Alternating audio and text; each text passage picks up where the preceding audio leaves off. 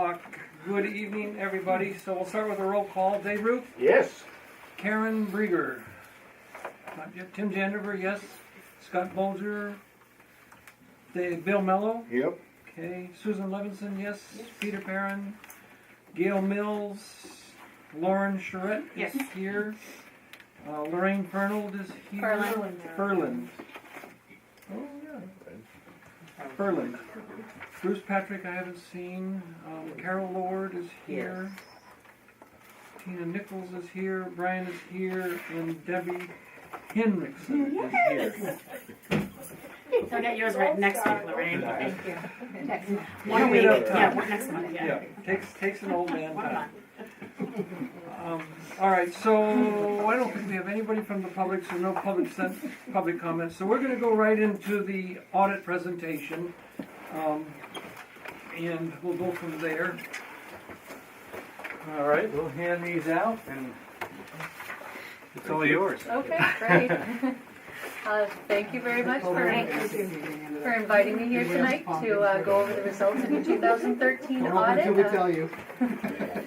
We're almost ready to start the 2014 audit. I know it. They're passing out the audited financial statements. And I'm just going to go through them very briefly, and if you have any questions, feel free to ask.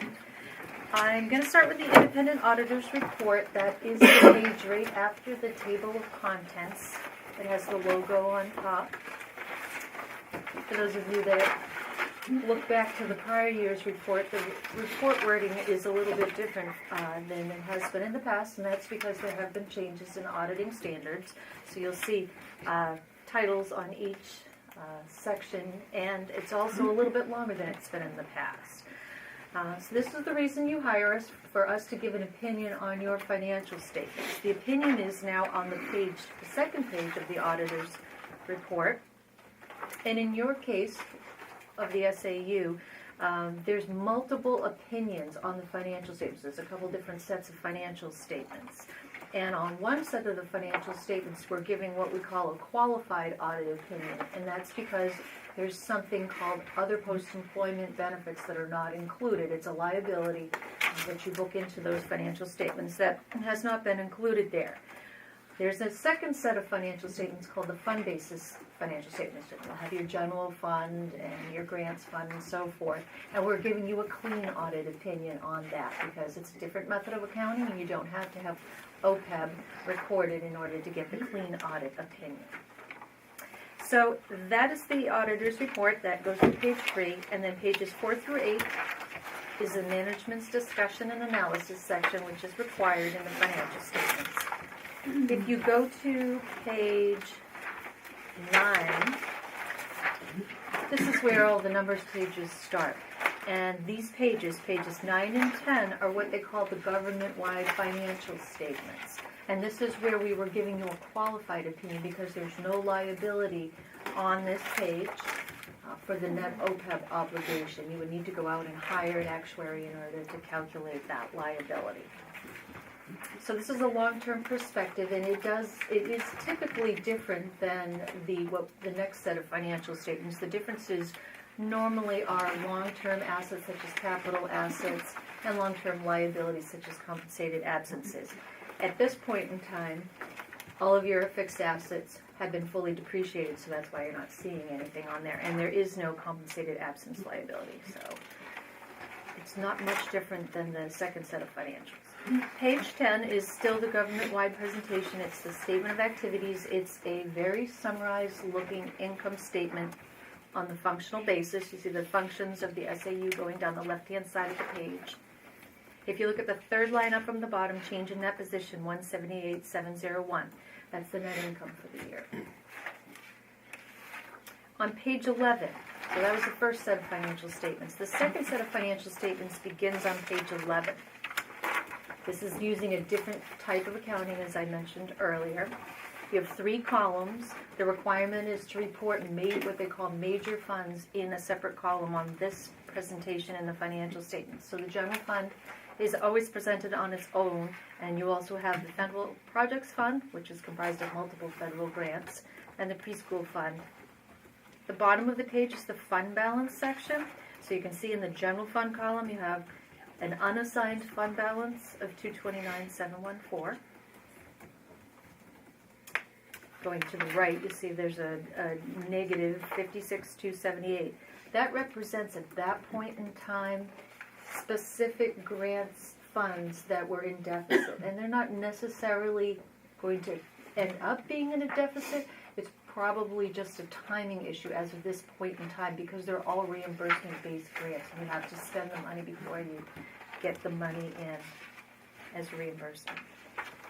On page 12, the statement of revenues, expenditures, and changes in fund balances. Again, the three columns showing the three major funds. And the third line up from the bottom, the change in fund balances. Each one of the funds has a net positive for the year. On page 13, if you look at the net income on the two different methods of accounting, on the government-wide, on the one we just looked at, there are some differences. As I mentioned earlier, your assets are fully depreciated. This was the last year of depreciation expense on those assets. So that's one of the differences between the two net incomes, two different methods of accounting. On page 14, the budget versus actual. A little bit different presentation than in the past. My recollection is that we had these at the end of the report and we had them separate, the general fund and so forth. This year, all budgeted funds are included together. And you can see the bottom right-hand column, 164, 124, net positive for the year, a result mostly of underspent appropriations, but also because you took in more money than you had anticipated. Page 15, notes to the financial statements begin and go to the end of the document. Just want to mention that there is a new GASB standard that's coming down. It will be effective for fiscal 2015. It's called GASB 68. It affects only the government-wide financial statements, which were the two first pages of numbers. The information, you don't have to go out and hire an actuary. The New Hampshire retirement system will calculate the liability that gets booked into the financial statements as part of that year-end process. Any questions? That'll eliminate the need for that qualified opinion next year? No, it's a separate GASB. The OPEB GASB is GASB 45, so you would still need to go out and hire somebody to do that. And I believe all the districts have that same qualification in their reports. Mm-hmm.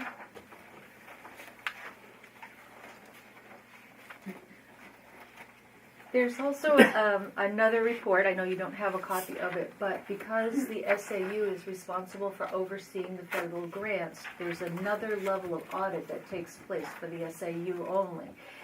It's called the A133 or the single audit.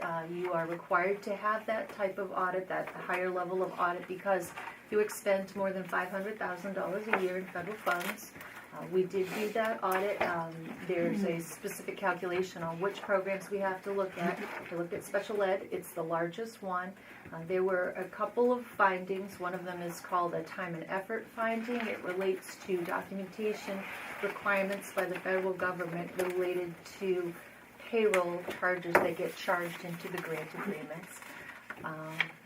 So that is one thing that needs to be corrected. An example is for salaried employees that are working on multiple federal grants, if they're not completing timesheets documenting how much of their time is spent on each grant, they need to do something called a semi-annual certification. It's just twice a year. It says, I'm working on this and this. It's signed by them, signed by their supervisor.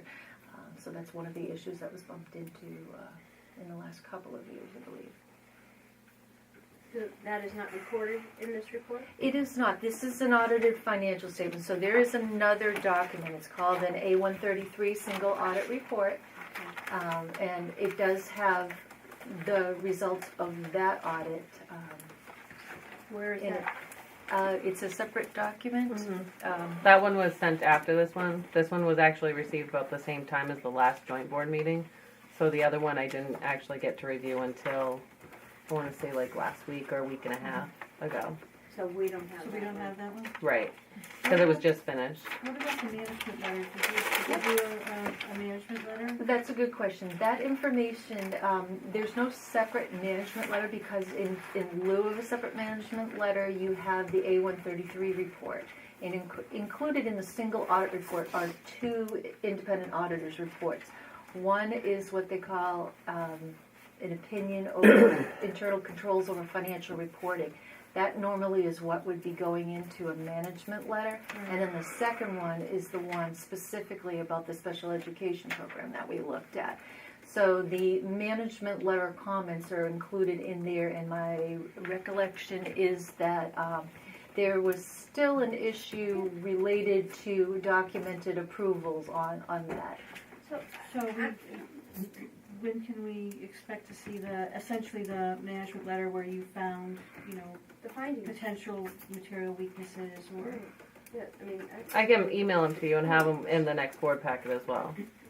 I know Debbie, I know she likes to have everything by a hard copy, so I can mail those out as soon as possible. but then would we need to have you back again to go over, review them with us? Not necessarily. I have a copy here if you'd like to see it. I'd Yeah. like to see Yeah. it. Did you make any recommendations in regard to internal controls? Yep, it's in here. If you, the two things that we noted, one was the specific finding that I mentioned, the time and effort, and then the internal control over financial reporting is what we found when we did the financial statement audit. It has my scribbles on it, so that you can have it. Would it be worthwhile to have somebody go make copies? I was gonna say, I can go make copies of it. Maybe we should We just just have start copies made, so we all have it.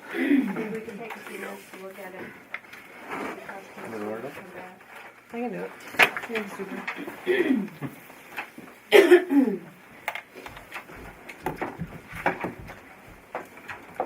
So the two issues, that's all the two you brought up so far? Yep, there are two issues, and I believe the first issue related to internal controls of our financial reporting, also what would be reported in a management letter, is a continuing issue that has been in the single audit report with management letter for the last couple of years.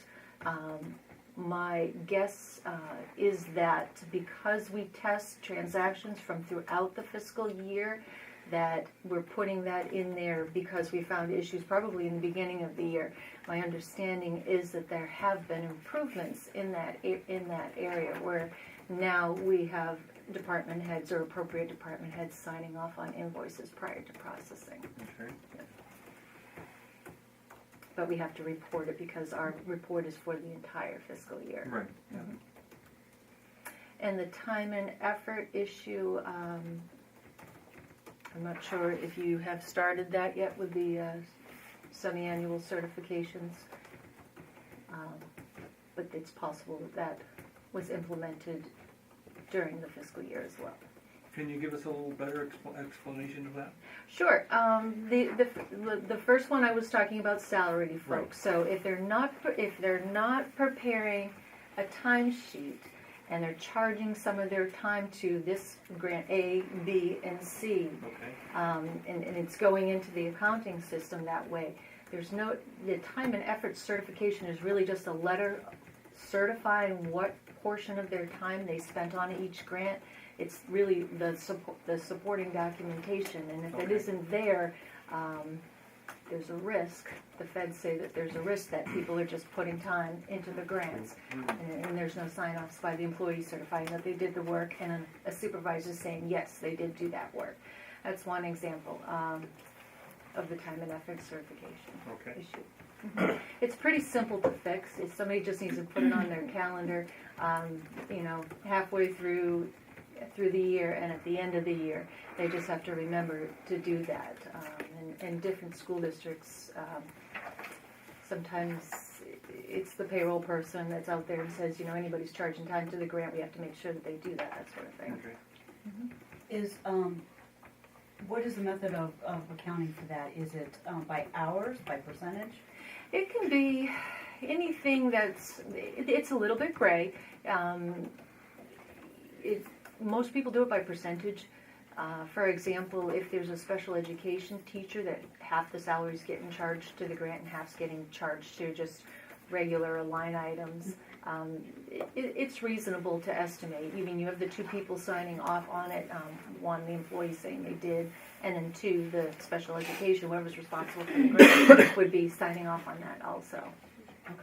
Mhm. Thank you. So other audits that I've experienced that our own district have done, we have recommendations usually given to us how to improve things. So, did you give us recommendations other than that, what you just described?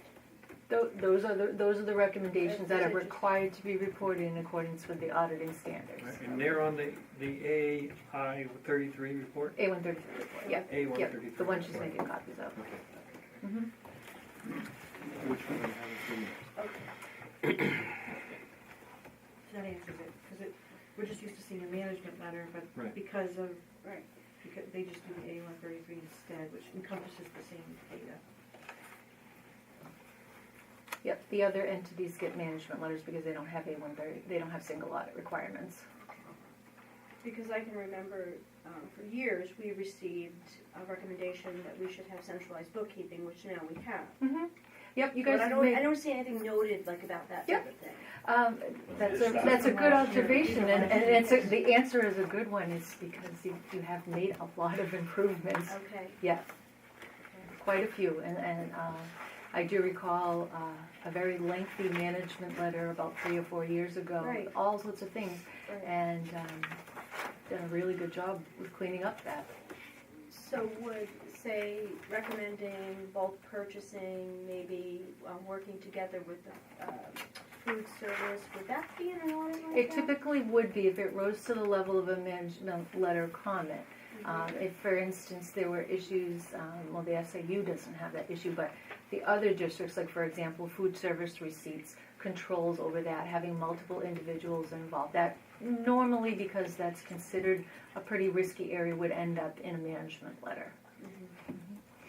Other things that I recall from a few years back are significant journal entries. If you remember, they're big journal entries is what I can recall, and we had absolutely no journal entries this year. And Heather, who you probably are familiar with, no longer here, but just fantastic job with the accounting. This is all last year's stuff. Sure, can I ask a quick question? So the A133 with the time and effort finding? Yep. We only have one full-time person in the special ed federal funding, and then the rest are part-time. So they do time cards. Isn't that a way of covering The time cards is a way of doing it, and I believe, I have to get the report back, but I believe there were probably some issues with the time cards too, some from the sign-offs. previous year? Yeah, I Okay. can't remember what there were. But when we get the report back, it says it in there. I just wanted to make sure we can cover it that way. Yep, Because yep. I sign those every week. If Mhm, I yep. can do something different. Yep, time cards are really a good way of making sure that you have the appropriate documentation when you're charging payroll to a federal grant.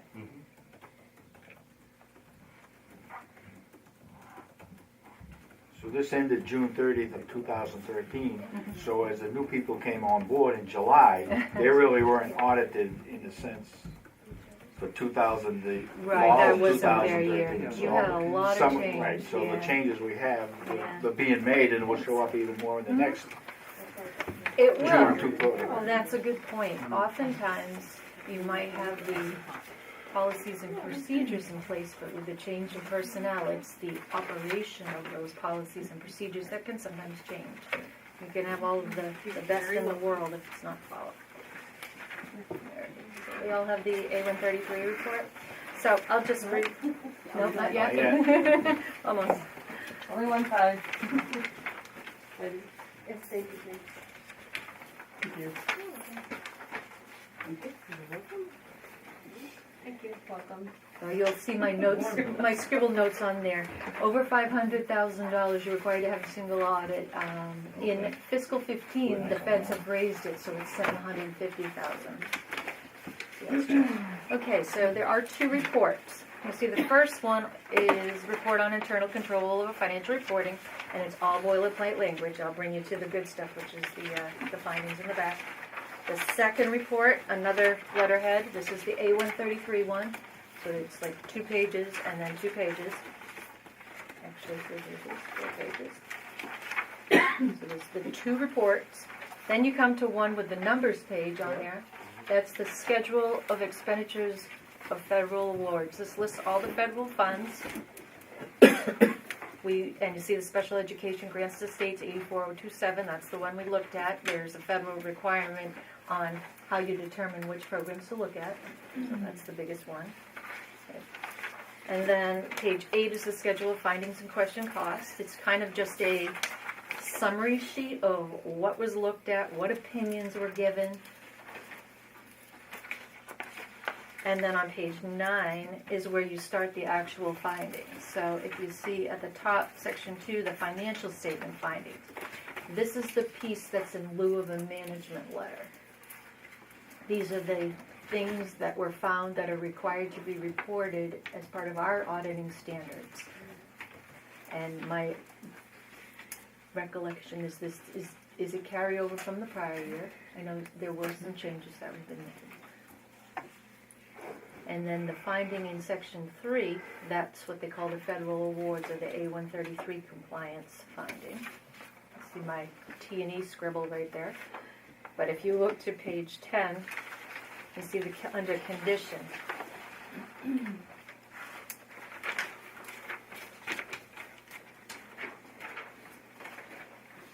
So that was the issue that was noted when the payroll charge to the grant was tested.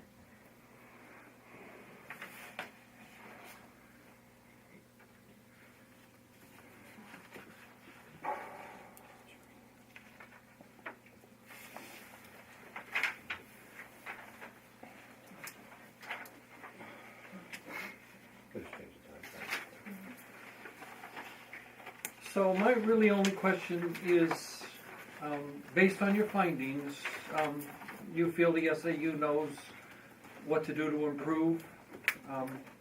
They're pretty clear on how to get from here to there, so that, we continue the improvement that we've been doing? We did have a discussion with Heather on this, Okay. so she had understood. We can certainly, if anybody else, it's Susan, right? Mm-hmm. Susan needs further clarification. We Okay. can certainly work with her Right. and give her specific examples of what is needed to get rid of these types of findings. I know she's getting geared up probably for our visit, and that would probably be a really good time to talk to her about the requirements. Good, yeah, just so that everybody's clear, so that we continue to improve as we go forward. It's nice to hear that we're doing better. Oh, It absolutely. really is, and good job on all of the people that made that happen.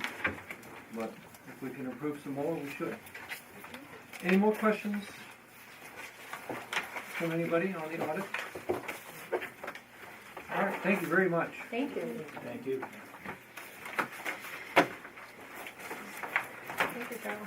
See you in a few weeks. We'll save you a spot. Thanks. Bye. Good to see you. Have a good All night. right. Next is approval of minutes. Make a motion to approve the minutes, both public and non-public, of 3/24/14. Second. So we have a motion and a second. Any discussion? Well done. Yeah, I think they're well done. I didn't find any problems. Okay, everybody, motion and a second. All those in favor? Aye. Any opposed? Any abstains? We have Sue is abstaining. All right, very good. Business administrators report. So in your packets, I put the preschool first and then the SAU second. So the preschool, if you look at page 1 of 6, we billed out more for preschool tuition to parents, so we're expecting to receive an extra $9,000 there for the year, which is awesome.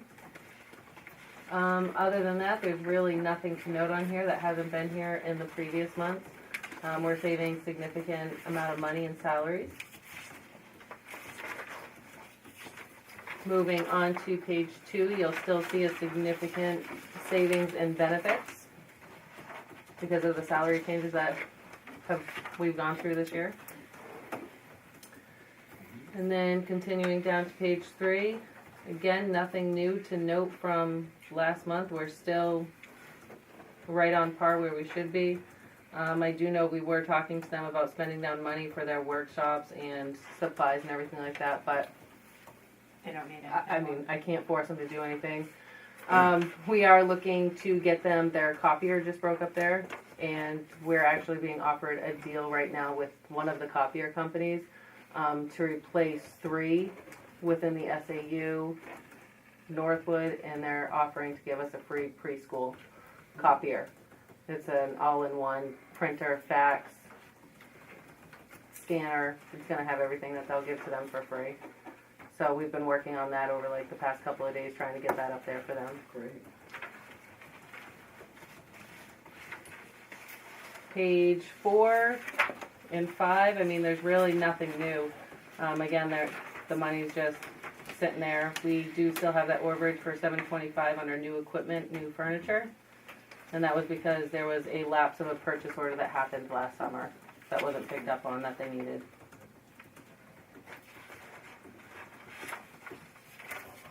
And other than that, they look great, and we're expecting to have a balance of $29,000 right now. Yeah. Can I speak to that for a minute? Sure. There's a potential that I'll have to do some ADA work in the preschool classrooms, but I'll bring that to you at the end of next month if I need to do that. And then asking for permission to spend some of that fund balance to get some noise buffers and some special paneling that absorbs noise for a deaf and hard of hearing student. And then the other issue is that I don't know if anybody's been down to the preschool classrooms. There's a hallway outside, and previously it was communicated to people that we could not store anything in those hallways. I did ask Mr. Saritz, there you go, I got it, to take a look at that and communicate with the fire department, and the fire department has given us guidelines to put some storage against that wall. Really? That was You a wanna big do fight. that? Oh no, when we built that down there, that was a wicked big fight with the Yeah, fire department about They said they're getting not that approving the piece. plan, but they've given me the parameters, and when I write the plan, they will see if it fits in that parameters. But so there's going to be some cost. I want to get, we have to maintain the 6x6 space, and there needs to be a certain distance away from the doors. But I'd like to get some storage units out there to declutter that space, and to give the teachers some storage, and cubbies for kids if I need to, and really. The space is small, it's usable, but it's very cluttered with all the stuff that you need for preschool. So if we have storage, it should take care of that problem. So I have a ton. They Pricing claim that up. that was designed to be a fire exit. Even And if it is. And it is. I'm like, you know what, put the doors right up in the front and you put a sign, storage, because they can go out now because Well, it we would just built be- another exit. It's like I think it's like an 8 or 10 foot hall.